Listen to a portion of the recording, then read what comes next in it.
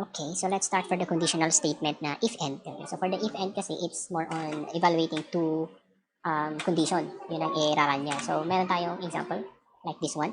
So, if both conditional are true, then the return is yes. If either condition is false, then the return is no. So, we will match the A1 and B1.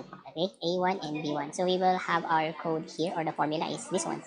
So, I will simply type if, pero this time we will add and. Okay, and then A1, which is this one. I can simply click this one, or yes, A1, and then greater than 10, okay, and then comma, and then what will be the comparison? It's the B1, diba? Yan na siya, B1, and then yan, 20. Then yes, and then the output, what will be the output? So yes or no lang.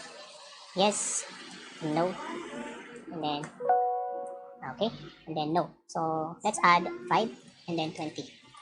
No pa din. So 11 and then 5. Yes. So is A1 greater than B1? So syempre yes, kasi mas the 11 is greater than 5, diba? So that's why this will be the output. So this is the simple way to do if and, diba? Which is you cannot do this in if condition only, kasi this one is it's generating. Like I said, it's 1 to 10, it will scan 1 to 10. If it's less than 10, like this one, it will automatically no. So if I put this one 7, still no pa din.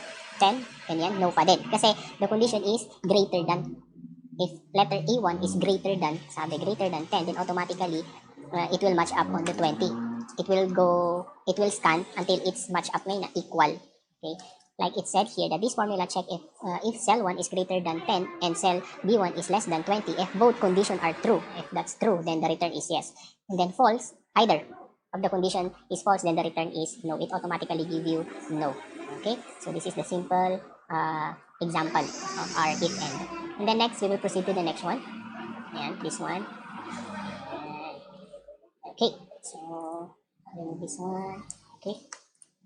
Okay, so we have an example here. So cell A1, product, sales, product A and B. Ayan. So we have the matching type here. And cell C, to type the following formula. It's same, di ba? Ganyan siya. So less than equal 1,000, good or bad. So you can use this formula also, or example, for you to get the if and na condition naman natin. Also, you can do the, what you call this, nested. You can add like many if and kasjay. Okay, so you will do that using the grading system.